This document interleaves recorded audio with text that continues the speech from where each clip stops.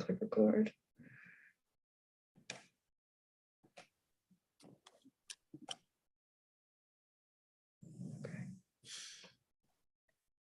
Well, good afternoon, everyone, and thank you for joining us for our latest Harris Center ForecastNL session, this one on renewable energy. First, I'm Rob Greenwood. I'm Director of the Harris Center and Associate VP Public Engagement and External Affairs at Memorial University, and delighted to be here with you again. First, I'd like to do our land acknowledgement. I want to acknowledge that the lands on which Memorial University's campuses are situated are in the traditional territories of diverse Indigenous groups, and we acknowledge with respect the histories and cultures of the Beothuk, Mi'kmaq, Innu, and Inuit of this province. We encourage everyone to reflect on these lands from where you are located this morning and to consider the Indigenous peoples for whom these lands are traditional territory. In today's session, we're going to take an in-depth look at renewable energy in Newfoundland and Labrador. How renewable is our current electricity grid? How much will demand for renewable energy increase as the world moves to low carbon options? Are there any barriers to capitalizing on those opportunities?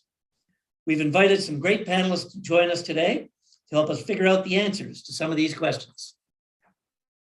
After hearing from our panelists, we've set aside the second half of the session for your questions. So get ready. Feel free to post them in the Q&A box at any point during the session, and we will read them out when the time comes. And remember, we are recording today's session, which will be posted online afterwards in our ForecastNL forum, harriscenterforum.ca/forecast-NL. Or you can just go to the Harris Center website and track that down.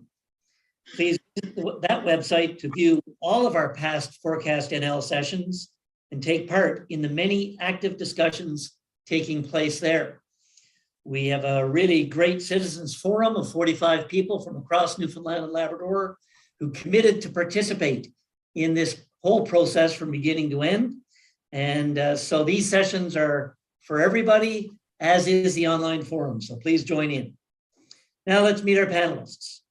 We're very happy to welcome Dr. Larry Hughes, founding fellow of a fellow policy center over at Dalhousie, the McKechnie Institute for Public Policy and Governance.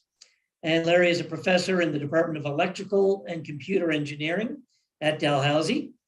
His research focuses on energy security in energy systems, energy transition, and climate change.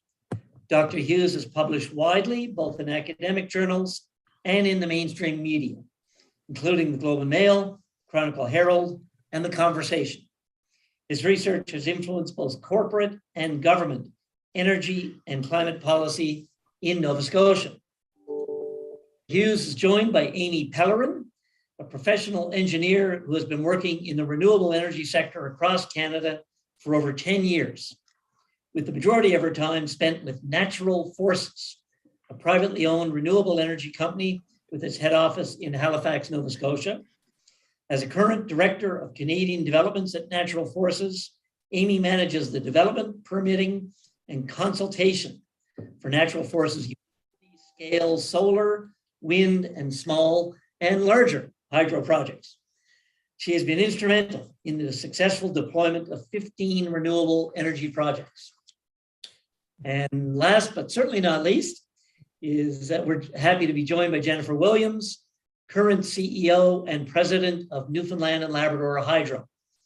Jennifer previously served as Hydro's VP of production since August 2016.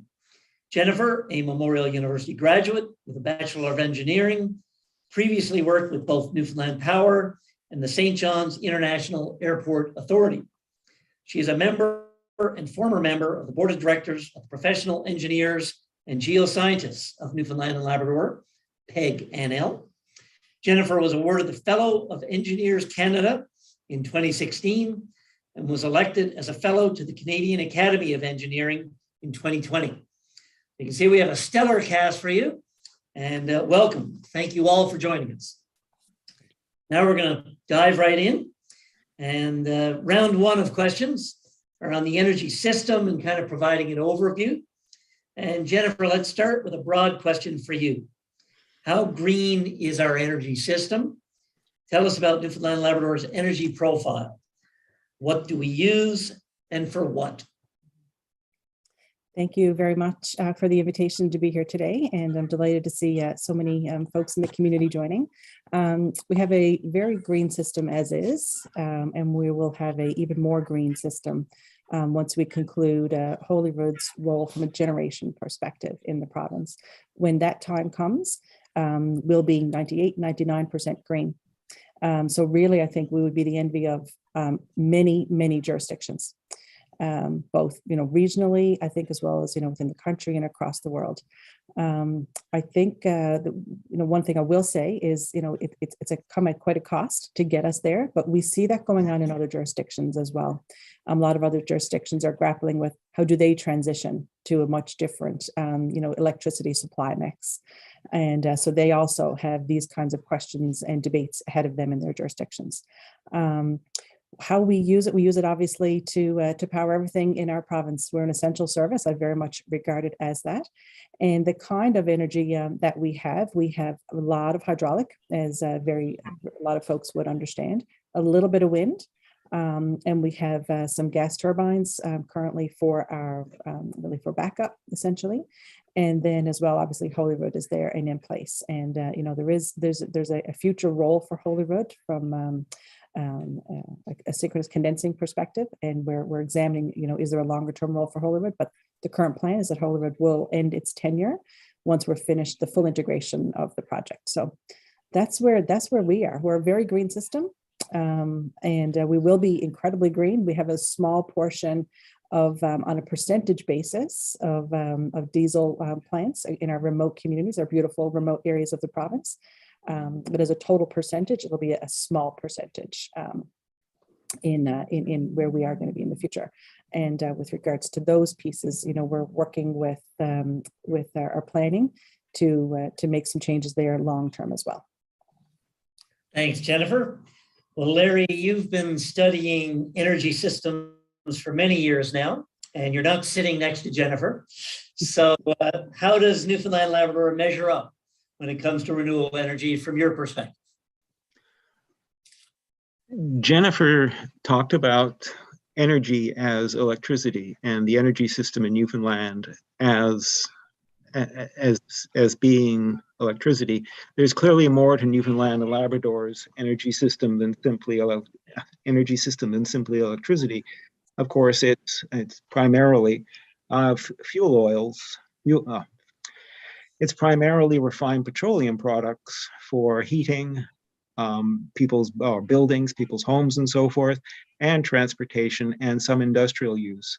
So there is a large percentage of the province's energy that is actually used for those that comes from oil that is used for those sectors of the economy.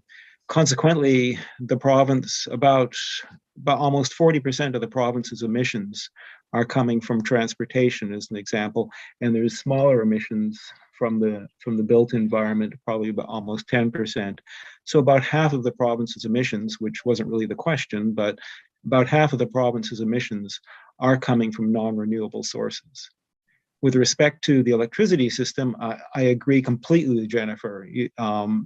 It's hard not to envy what Newfoundland and Labrador have done, going to hydroelectricity the way they have. It has come at a price, though, as Jennifer alluded to, and that's something that, and from conversations with Jennifer previously, is being worked on for the benefit of the province. Thanks, Larry. Amy, you work with a range of renewable energy generation. Tell us a little bit about some of those projects and what gap does that sort of energy generation project fill in this province? Oh yeah, so we have developed utility scale wind and solar projects right across Canada in all sizes, but we've come to realize that there are a lot of Indigenous governments and organizations and a lot of local communities that really want to be part of this solution, want to be part of this electrification and renewable energy solution. So that includes on Labrador coast as well. And within small, remote, local communities, isolated communities within Labrador and Newfoundland. So we're currently working, we have the Mary's Harbour project that was commissioned in 2021. It's a small hydro, solar, and battery project that works with a microgrid with the existing diesel generators there. Essentially, that project has been working and integrating 2 different sources of renewable energy along with the current diesel and using storage. And that's really a new type of project. And it's very exciting to see within the Atlantic provinces, within Labrador as well. But what we're moving towards doing is using some of the lessons learned from that project and implementing it in other communities. So we're currently working on another project in the Nunavut area within the Nunavut government, and that would be a wind and battery and microgrid project in Maine. So we're really using some of the lessons learned from integrating renewable energy, different sources of renewable energy into we're integrating it with the current diesel systems. There's about 20 isolated communities in the province that could benefit from these sorts of projects, and it would reduce their dependence on diesel, which is fantastic, and reduces their pollution within the community. And if able to, if they can participate in actually the ownership and the development of these projects themselves, can create revenue for those communities and those governments. And at the same time, it helps build redundancy in those systems. So we've seen a few different communities where the diesel plants have unfortunately had issues from burning or other technical issues, and building in renewable energy allows to have different sources of energy to power, electricity to power these projects in these communities. So. And we know that that's a great, that's something that communities want. From the report, What We Heard, commissioned by the Department of Industry and Energy Technology, it was one of the points that was raised multiple times, is that people want to see some new solutions for those diesel, those isolated communities that are running on diesel. Thanks, Amy. So our second round of questions are going to focus in on more on demand. Now, Jennifer, feel free to riff off anything Larry or Amy have said. But if we focus in on demand, where do you see it going for this province? There's been lots of talk about how much power Muskrat Falls has, but at the same time, as consumers, we're told we need to conserve energy. We're also being told that as much as we have lots of hydroelectricity, we also need access to markets to sell it. My head starts to hurt when I hear all this stuff. Can you explain how that part of the equation works and provide some light on this?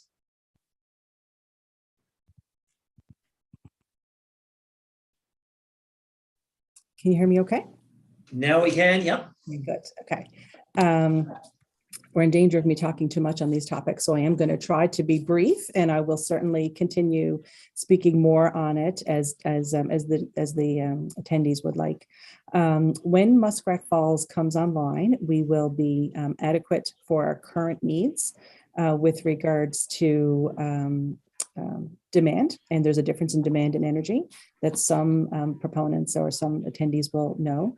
And we have excess energy, but the capacity is not going to be excess.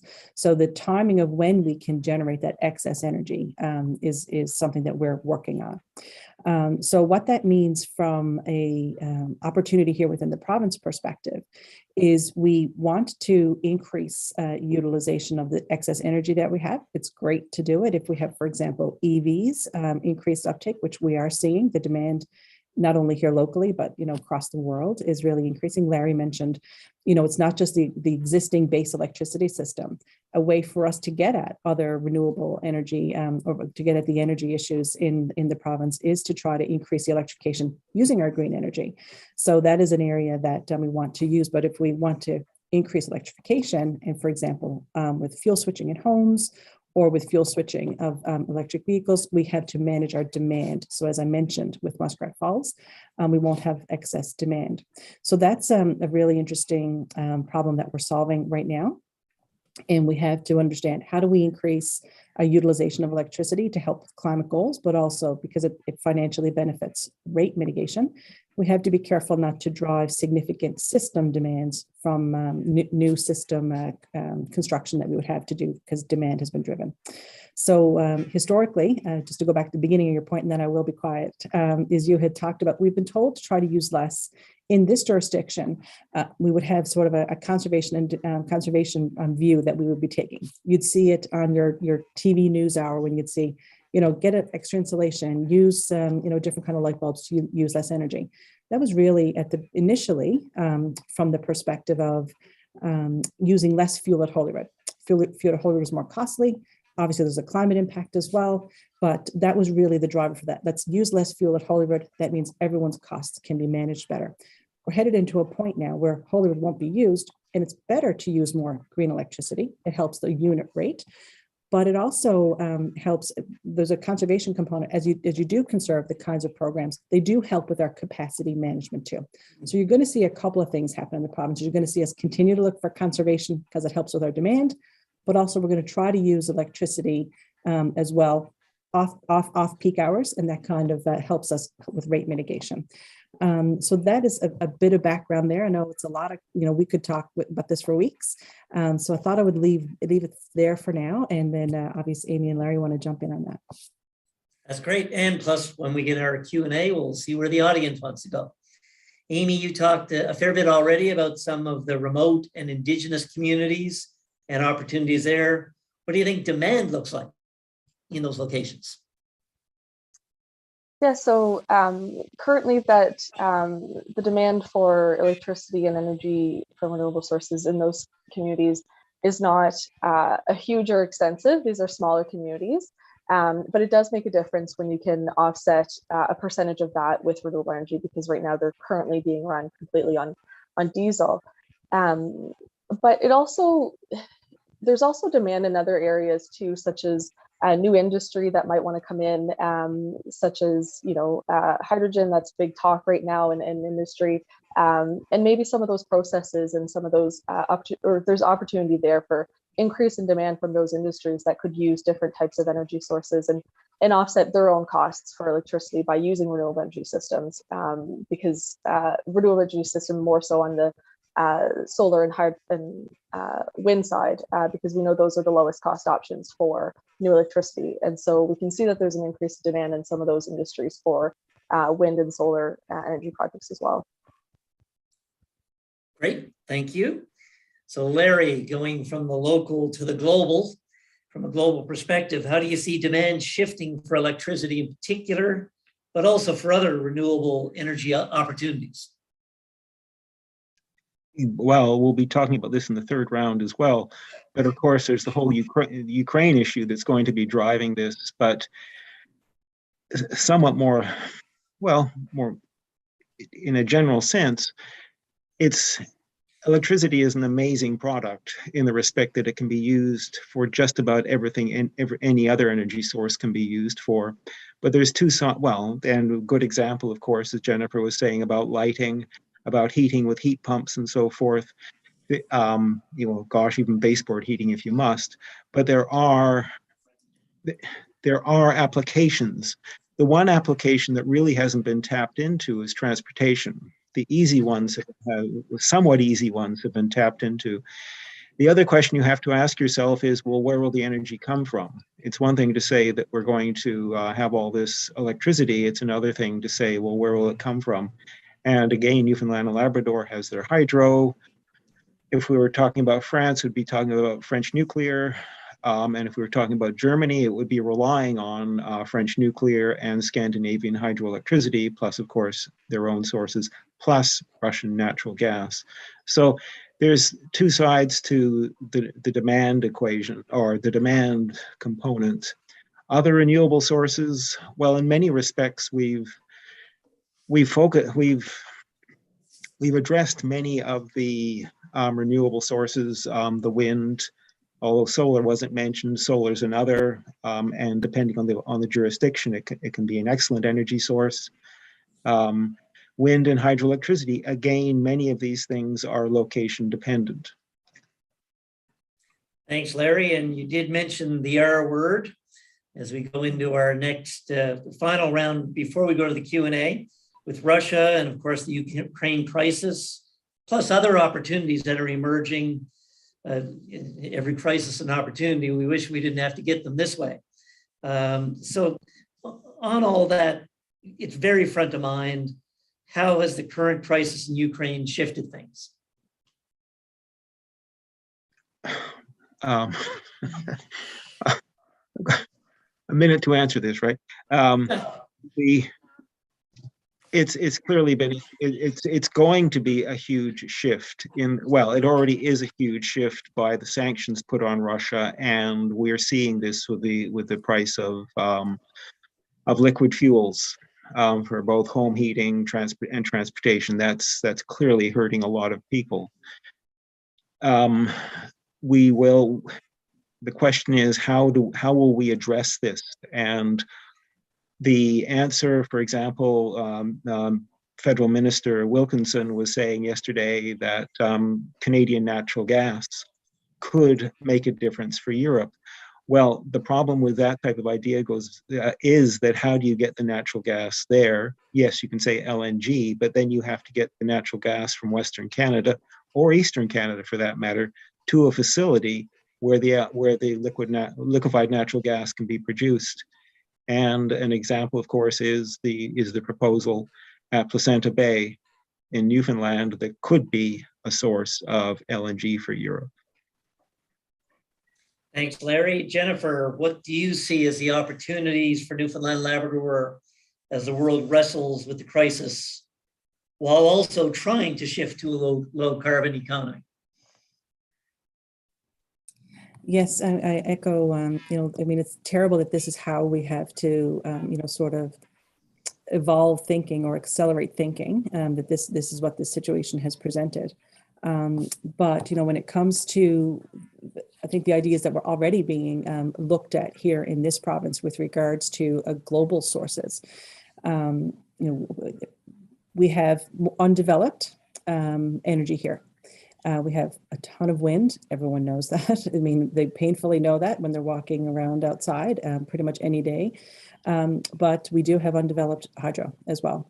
Very big undeveloped hydro, as folks know, Gull Island. We also have small undeveloped hydro. Beta Bear number 8 is a unit that we could put into the existing facility that we have there. We've got other smaller hydro plants. Churchill Falls can be expanded. So, that's all in addition to Gull. Sometimes people think, that's the only option available to us, but it's not. We have a lot of options that are available.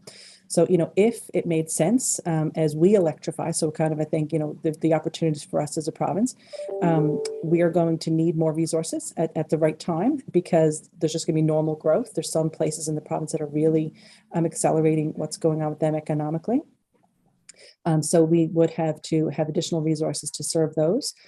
Then on top of that, if we start to electrify, both for global, for greenhouse gas and climate goals reasons, but also because it makes economic sense, then we have options available to us. So I think that is a really big opportunity for us as a province, is that there's more to do within province. I think we've got, again, we're incredibly lucky to have that. We don't have to go elsewhere for green solutions. We've got them right here on our doorstep. So that is quite exciting. So as we begin to electrify, we only got to look at our own backyard for those solutions. So we're very lucky from that perspective. Picking up what Amy had to say, in the smaller communities, while it's a small percentage left to get, it's an important percentage left to get. And we're actually working right now on how we're going to begin to integrate exactly what Amy was talking about, as we've made very public commitments that is our next step that we're going to do in these remote communities, is work with the various Indigenous governments there to help facilitate increased renewables project implementation in those communities to offset existing diesel systems with regards to how much diesel fuel that they use. So that's a really interesting opportunity for us in the province. And then, related to all of that, something else that's really interesting, I think, for us as a province is better understanding and better talking about the issues that we need solving, and working with the talented people in the province to solve those. So I think we're starting to be better at having these kinds of conversations and say, these are the things that the province needs. And I think we have people within the province and without the province that have solutions to help us solve them. So I think that's a really interesting and exciting piece of our future is matching the problems with the problem solvers. And so I think there's going to be much more collaboration on that go forward. Thanks, Jennifer. Amy, how would you build on what Larry and Jennifer had to say there about how things have shifted and where we go from here? Yeah, it's a very interesting topic, and I know all three of us could talk about it forever. I think my point will just be more on, fluctuation in fossil fuel pricing it's not new. This is a new crisis that's happening, but we've seen fluctuation prices many times over, and it just drives the point even more that renewable energy is we need more renewable energy, and recognizing that Newfoundland and Labrador have an excellent source of renewable energy, and that if with Muskrat Falls it'll be 98-99%. That's fantastic, but there's also need for electricity and for moving away from fossil fuels throughout Canada and also through on the New England coast. And Labrador and Newfoundland are very well positioned to be exporting a lot of that new energy. Like Jennifer Williams said, there's an incredible resource in wind, incredible wind resource on the island, and that's not really being tapped into at all. And using that resource, it could really benefit not only the province in terms of all sorts of reasons, but also other markets and other jurisdictions that don't have that wind resource or don't have that availability or the space to put projects like wind or solar within their own backyards or within their own areas, their own communities. So that's something that's really important to remember as well when we're looking at the context of Newfoundland and Labrador. It's not just for own use, but also for what can be used or what can be done with that electricity elsewhere. So, right on. Well, our panel has been very in-depth, but also succinct. So that leaves us with lots of time for Q&A. I've seen the chat, lots of comments there, as well as some questions posted to the Q&A function. Kathy Newhook and Mandy Rousel have been busy here trying to sieve through all that. And Kathy, do you have an initial question we can start with? Yeah, there's been a lot of questions and lots of comments in the chat about wind energy, and I know the panel have spoken a little bit about that. But specifically, what are the opportunities to export, or sorry, what are there any plans to implement offshore wind farm in Newfoundland? And offshore wind is costlier, but it has better electricity generation compared to onshore. The discounted payback period of offshore wind farm is 3.2 years, according to someone in the chat. And one location for offshore wind farm has annual wind speed of 10.03 meters per second. I don't know if anyone wants to start commenting on those points. Happy to dive into all that. Who'd like to go first? Jennifer, do you want to go first? Or? Okay, thank you. Jennifer, go for it. Oh, okay. All right, good. Okay. If I could just take one extra minute to talk a little bit about system planning, because it really does lay the groundwork for the kinds of questions I think that are coming in. So, why don't we have a lot of it right now? And in theory, we didn't need it right now from a wind perspective, because we had a project that was really going to do all of our current needs. So you don't overbuild because otherwise you're paying for something that's not in use. So Muskrat Falls was the project that was going to deliver our energy and capacity needs. But from a utility planning perspective, what you're always doing is you're looking out ahead. What is my expected demand? And then you decide, okay, when do I have to build next? We're actually looking at that right now for a couple of reasons, both again, from a growth perspective. There is, again, some incredible growth. I'll touch on that really quick as well. There's some significant growth that is being proposed in the province, but also from a reliability perspective, I think that might be one of the questions as well, as what is the reliability of the LIL? So for all of those reasons, utility planning says, when do I have to build something again next? And then you time that, and then you say, what is the right solution for that timing? You might need an energy product, which wind is a great solution. It's only a partially good solution from a capacity product. So you have to look at what is it you need, when do you need it, and what are the options to do that. In theory, most of the drivers for the decisions that you arrive at is what is the least cost. I strongly believe, and it's obvious that our both our provincial, our community, our global value set is shifting to be not just least cost. It is shifting to be something that's much more environmentally, or there's a heavy environmental impact component to the cost. The carbon tax is an example. So that I just want to give you that background is you have to decide when so you don't just build it because you can, because somebody's got to pay for it, but you need a customer for it. So here we are now. Muskrat was going to do all that for us, but we are actually right now analyzing what else do we need and when do we need it. We are going to need something sooner than later. One piece about growth, Labrador, these are all very public documents that are available with the Public Utilities Board because we file them. We had 8,000 megawatts of requests last year. Our provincial system is really just over 2,100. So that is mind-blowing when you think about that was the requests. A lot of the requests were for very interesting projects, but we're looking for incredibly cheap energy. We don't have that energy left. That's all in use. And so we'd have to build something. So then it's like, how much is it going to cost to build?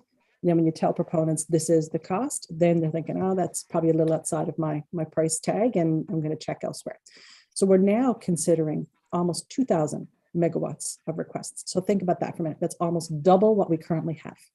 So we're in the middle, and that doesn't even consider what do we need to do from a reliability perspective. Again, one of the questions is about what is going to be our conclusion on the LIL reliability. That is a companion question. So we have to decide now what is the next thing that matches our current needs of what we need to build for the customers that we have coming. So that is a very active conversation. I'm sure wind is going to be part of that solution. But again, for anybody who does deal with wind, it has a component that you can count on. You can't count on 100% of it all the time. So when you plan to have everyone be able to turn the lights on and have power available, we have to make sure we factor wind in at its appropriate capacity contribution. So I very much think wind is going to be in our future, as well as, what are some of the other options available to us. So I think I got at some of that question there, and certainly folks can re-ask if I didn't get into enough of it. That was really helpful context, Jennifer. I want to go to Amy and Larry, but before I do you have anything else you'd want to say about offshore wind possibility? Jennifer. Oh, can you hear me there? Did you say generally or Jennifer? I thought you asked for Larry and Amy. No, I'm going to go to them next, but before, the question was specifically on offshore wind generation, and your context really helped provide the basis for thinking about it. Anything you'd want to add about offshore wind generation?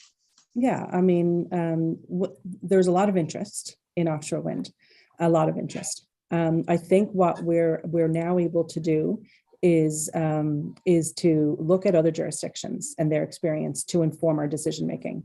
I think we need to be somewhat careful moving forward with a brand new idea, because we are still trying to finalize and resolve previous decisions that have been made. But I do think that offshore wind is going to be looked at for sure as a potential option. Again, within the suite of options that we have available to us, it has to again be viable. What are the regulatory? And I don't mean utility regulatory. I mean actual sitting in the ocean regulatory regimes that we need. That's a component that we need to understand. What is the cost? And again, I think somebody quoted certainly a payback, but I think what we now have the ability to do is to look at the other jurisdictions which are out ahead of us, which I think is really good. Like, I'd rather use somebody else's lessons learned than cut my teeth on it, right? I would absolutely rather do that. So what we do have is, I think now, a suite of other jurisdictions to learn from, and that can really inform that as one of the suite of options that we need when we decide to go forward. What is the right solution that our province needs for a whole host of reasons? Thanks, Jennifer. Amy, anything you want to add about offshore wind potential? Sure. I'd probably say that there's so many available resources for onshore wind within Canada and Newfoundland especially. And we know that there's lower cost options for wind onshore than offshore.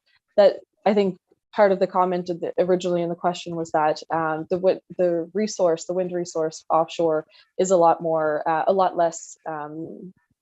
I guess there's more of it and it's more stable than it would be onshore. But with the new technology that we're seeing, the new types of turbines, we can really help with that, with the onshore. There's a huge component to offshore wind where operations, maintenance, all of that has extreme costs to it. Whereas onshore, those costs are lowered. It's a lot easier, accessible. The maintenance, the operations of the projects are a lot easier. And because we have the available lands within Canada and within Newfoundland, there's no real drive for pushing some of those wind projects offshore. Oh, there was something else I was going to add, and I just slipped my mind. But yeah, and I mean, there's good opportunities in both. I'll say I'm not discounting offshore wind at all. I think, like Jennifer mentioned, it's a suite of options. We have to make sure that we're looking at all sorts of options. We can't put all of our eggs in one basket. We really need to be looking at all sorts of solutions to make sure that we're being that we're making sure that we're getting a good mix of electricity sources. Thanks, Amy. And I know we have a bunch of other questions, but Larry, anything you want to add on this particular topic? I'll tie into what Amy said, and that is the driver for going offshore. And usually I don't want to say the only, but certainly the major developments offshore have been in Europe, and that's in part because of the available land. And so you see it in Denmark and in England. And they do have, of course, in the case of the North Sea, they have ideal conditions for it. So it is a location issue, but it's also, well, it's location. Is there available land for this? And if not, can we go offshore? But Amy is right. Maintaining offshore is far more difficult than maintaining onshore. And I'll probably add, Rob, too, that with wind energy, a lot of the issues that keep getting brought up too is intermittency. But what we're seeing is that the storage piece that can go along with wind energy projects, the technology around storage is just increasing, and the costs are decreasing. And so there's a lot more cases for including storage along with the wind resource. And there's also all sorts of different types of storage, not necessarily just battery storage too. So we really have to start looking at wind with storage or another energy source.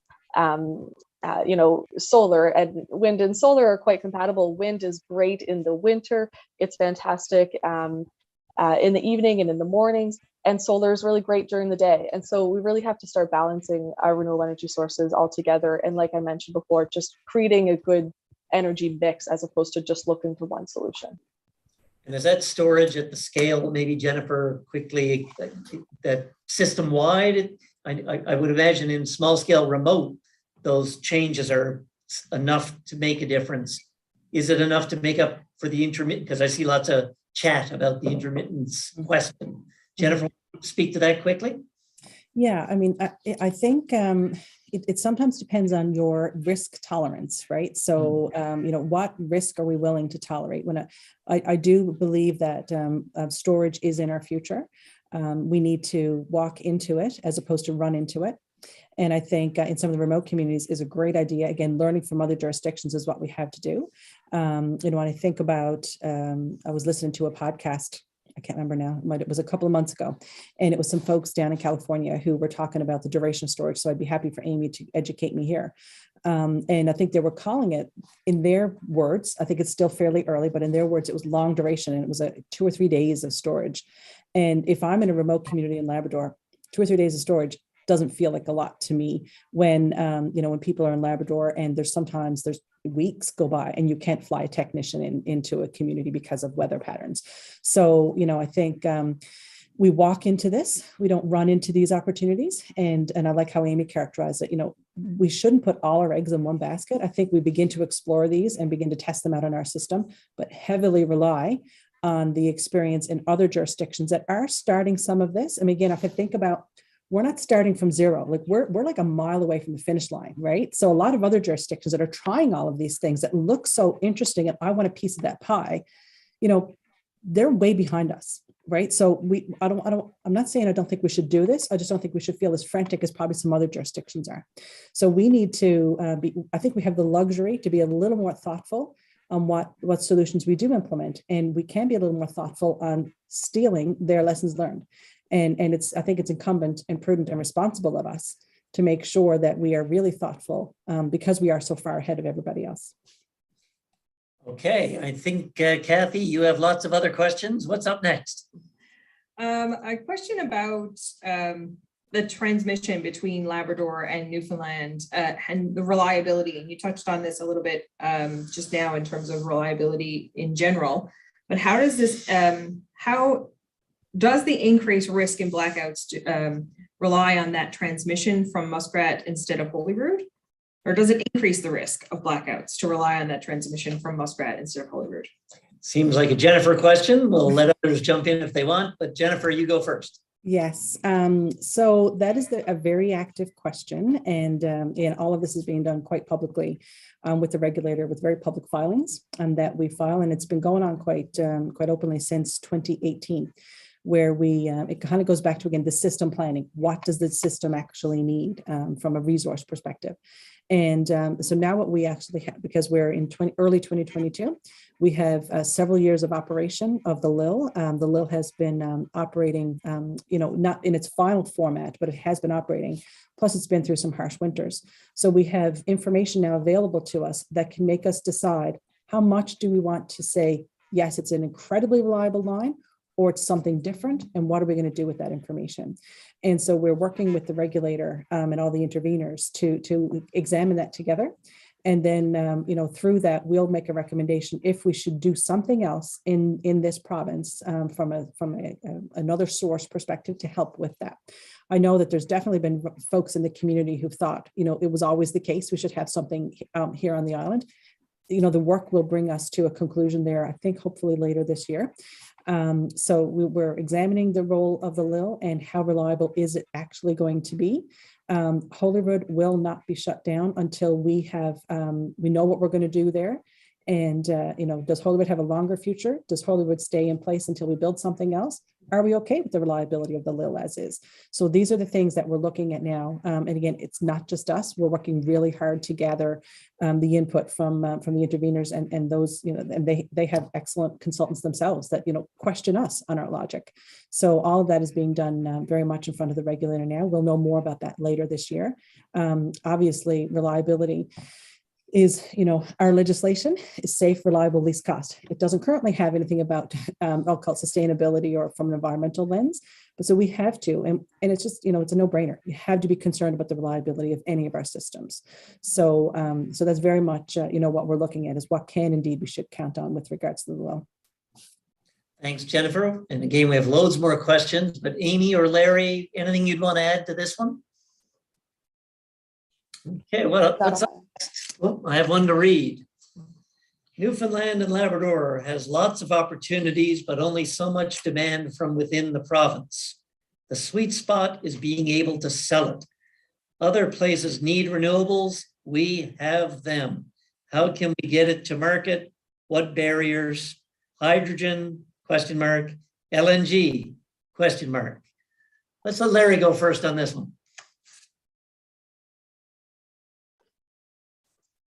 Well, Newfoundland's experience has been you can't go west from Labrador, and you can't go due south from Labrador either. So you have to clearly go east and then south, and that's been tried with LIL and the Maritime Link, and clearly it works to get electricity out of the province. What will happen in 2041, Jennifer can probably address this more than I can, but what will happen in 2041 is anyone's guess, because you're still going, Quebec will still be, or Hydro-Quebec will still be the dominant player there. You would have to have additional submarine cables getting electricity off the island, out of the province if you were to go south. I know there have been suggestions to go directly to New England, probably having to bypass Maine, but that's another possibility. And as was suggested in the question, to go to hydrogen and to produce hydrogen either in Labrador and then shipping probably to Europe, because there's certainly going to be demand in Germany, so and other parts of Europe, and possibly south to the United States, or producing it on the island, perhaps at the come by chance site. is another possibility. With respect to the LNG, that seems at this point to be nothing more than in the discussion stage. From what I've seen, there's no suggestion of how many megatons could be shipped, probably to Europe from LNG.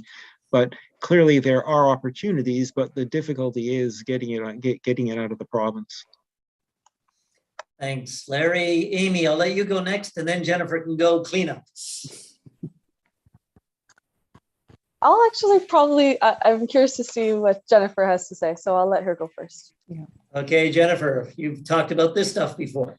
Yes. Again, if anyone wants to stick around for the next 10 hours, let's keep the conversation going.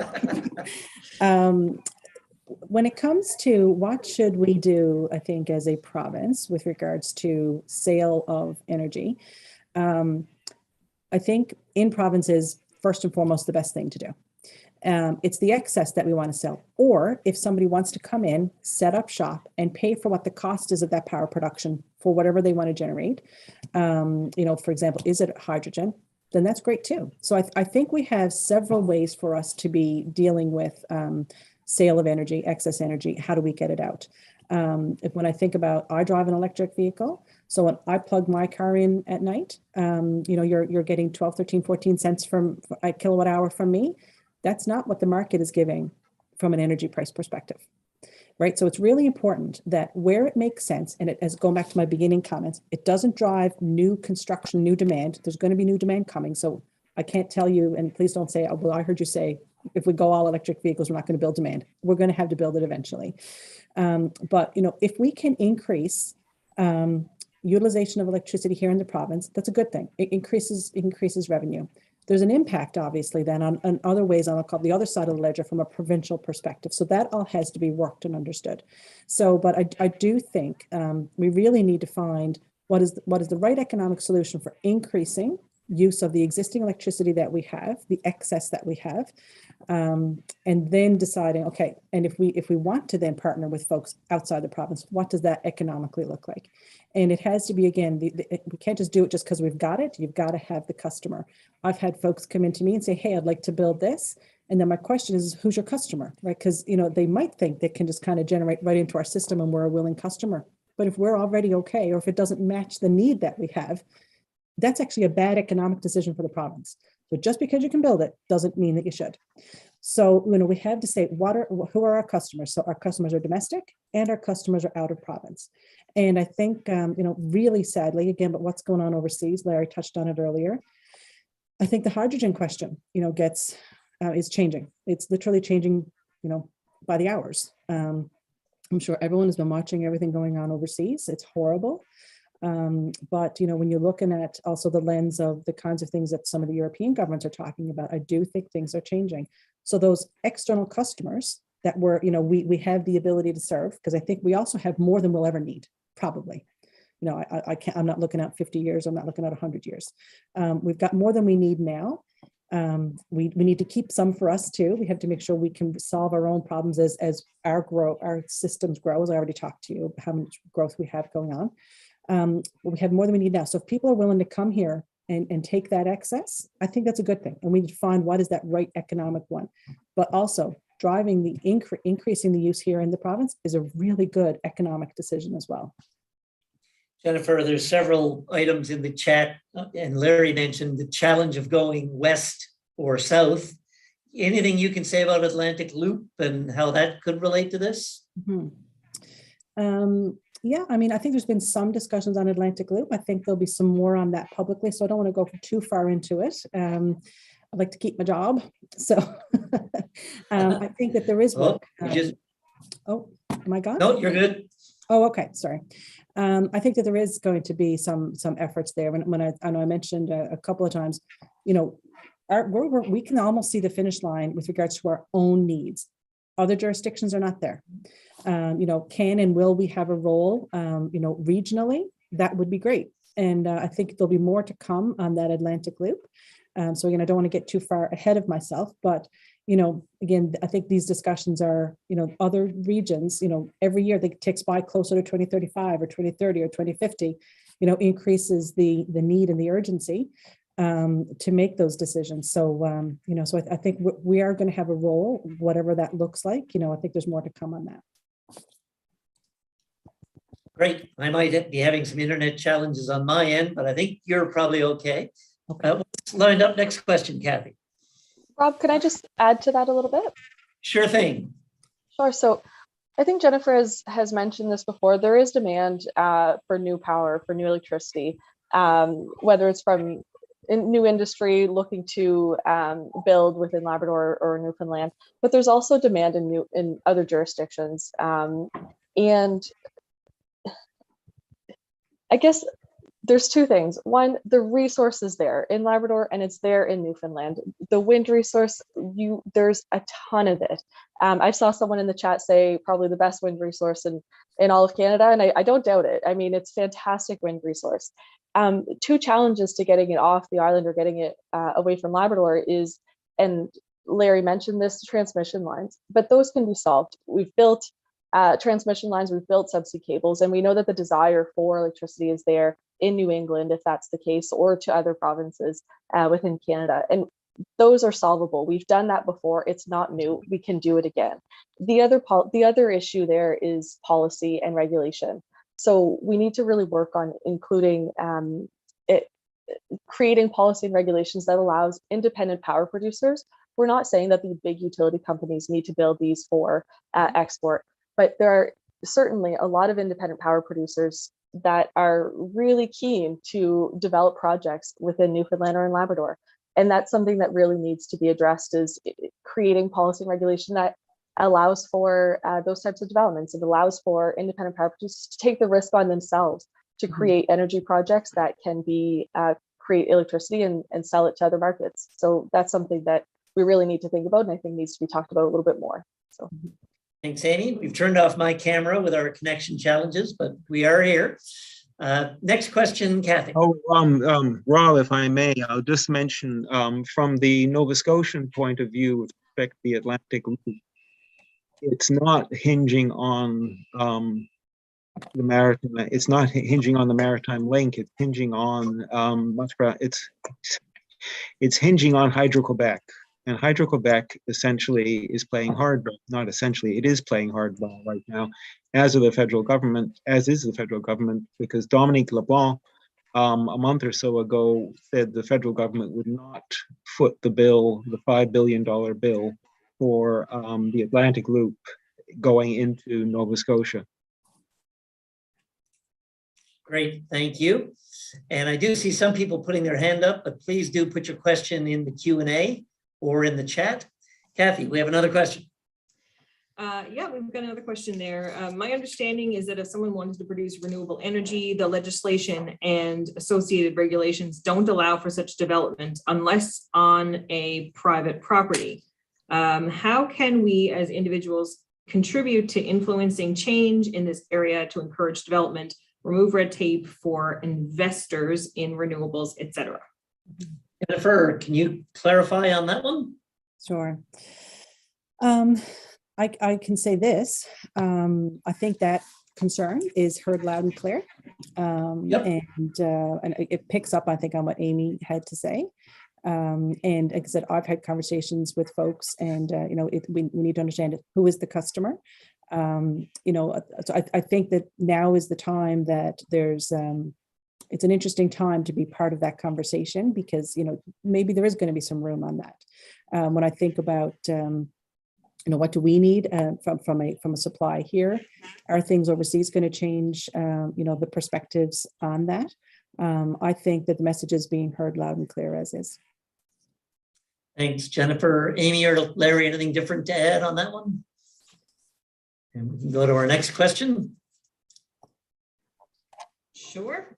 This question is, let's see, I lost it. Sorry. Here it is, about electrification. So could Larry or others outline the opportunities to reduce emissions in transportation through electrification, considering the remoteness of many communities in the province? Is this an option right now, or is this something in the future?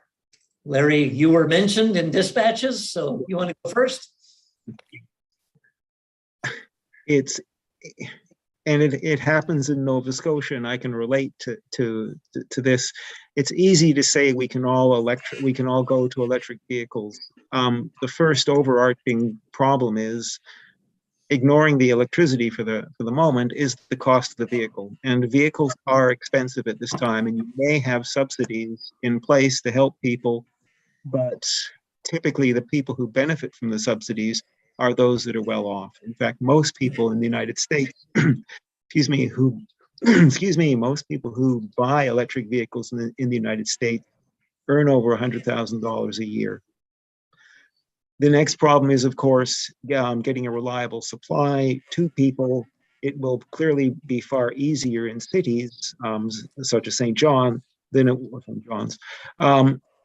will be in remote areas, and that's one of the problems. And of course, you then have the infrastructure that has to be put in place. So it is not going to be a short-term solution. This will take many, many years to electrify private transportation. And even, for example, the various provincial governments are talking about a 30% of sales by 2030. That's 30% of sales. It's not 30% of all the vehicles. So there is a considerable difference there. Thanks, Larry. Amy, anything, and this will be the last one for Amy, and then I'll finish with Jennifer. Amy, any thoughts on this one? One thing that people can often forget when thinking about EVs is that where you get the electricity from is incredibly important. So an EV is great, but if you're getting electricity to power that EV from coal, let's say like in Nova Scotia, then that's not a fantastic solution. But what it does is increase demand for electricity. And that's good because we know that in order to fill those demands, the easiest solution is the fastest solution to getting increase in capacity is renewable energy. So in that sense, that's great. In Newfoundland and Labrador, or in Labrador, it's fantastic in the sense that 98% of electricity will be produced by renewable energy. So that's great. But if you're looking to some of the more remote communities, and if your electricity is coming from diesel sources, then an EV is not necessarily the best solution. It just increases your use of diesel. So if there is going to be an increase in EVs throughout the province, it's important to also make sure that the electricity being used for those EVs to charge them is from renewable sources. Thanks, Amy. And Jennifer, your thoughts on this one, or any final thoughts you have for this too short a time? Yeah, I'll just mention real quick on that EV piece, and just from an economic perspective, Take Charge NL is an excellent site that people can use as a calculator to check a vehicle they may be considering versus an EV they may be considering. It's been up and running, I think, for a couple of years. And I think Larry's point, I understand the point about the cost. And I'm a bit nervous that is an understanding that people have. I think everybody needs to go and decide for themselves, what does the cost look like, especially with the significant rebates that are provided. And I get Larry's point, I'm not debating it, but people do need to kind of make their own individual decisions. Some people keep cars for 7, 8, 10 years. So if you tack on a $7,500 rebate, plus, $2,000 or $3,000 in fuel savings every year, there's a number of vehicles that it will be cheaper for you to purchase an EV. And then you've got, the other pieces. Where is it coming from? So I just want to be really clear that I think that it's a very individual conversation. I'm a bit nervous sometimes when I see, and I don't think Larry said this, it's things I see in social media. Blanket statements, EVs are too expensive. There actually is quite a few that are either available now or coming available really soon. So if somebody is considering an EV, I'll say this really quick, if somebody's considering a vehicle purchase in the next 12 months, if you can hold out and maybe consider something else, I think it's something, think about the suite of options when it comes to system supply. It's an option that could certainly be considered. So there's that piece. I don't know, I think you sort of said, is there any sort of final comments? It's a really interesting time for us as a province. It's been frustrating, I think, for people to watch the project come to a conclusion. And yes, it's not yet concluded. The LIL is definitely giving us trouble, which obviously gets reported on appropriately quite frequently. We want to have a system that is reliable, as I talked about that as the primary goal, but we've also got to see what else can we do with regards to climate change? What else can we do for cost? So we're balancing all these things. And also, I think there's so much opportunity now for the next thing we can do, which to Amy's and Larry's points, as well as some of the questions from folks, it doesn't just have to be a utility need. There's a lot of other things industry, I think, wants to participate in. So, you know, as much as we've had a lot of conversation about the project, about the Muskrat Falls project, I think the conversation is really shifting to something much more than that. It's an incredibly interesting time. I think it's going to be a really interesting part of our conversation provincially for the next 5 and 10 years. I'm loving it. Thank you, Jennifer and Amy and Larry. The Q&A and chat have been burning up here. I think that's why we had to turn off our camera, which is great. But as Mandy's been putting in the chat there, we have our online discussion forum where more expertise will draw on Jennifer and Amy and Larry if there are specific questions. We have our citizens forum. We have a steering committee. We're posting materials to that site. It's at harriscenterforum.ca/forecast-NL, or just go to our website. Again, I can't thank our panelists today enough. Really comprehensive discussion. Stay tuned for our next session of ForecastNL on infrastructure and communities' ability to respond to climate change, happening on April 5. You can register to attend on our website, www.mun.ca/Harris Center. Thanks to Kathy Newhook and Mandy and our amazing team at the Harris Center for pulling the session together. And of course, thank you to all the people. We had over 200 register. There's a lot of interest, concern, and opportunity, as Jennifer and our panel pointed out. We look forward to hearing further from you. Get on that online site. Keep the conversation going. Really appreciate it again. Have a great day. Bye-bye.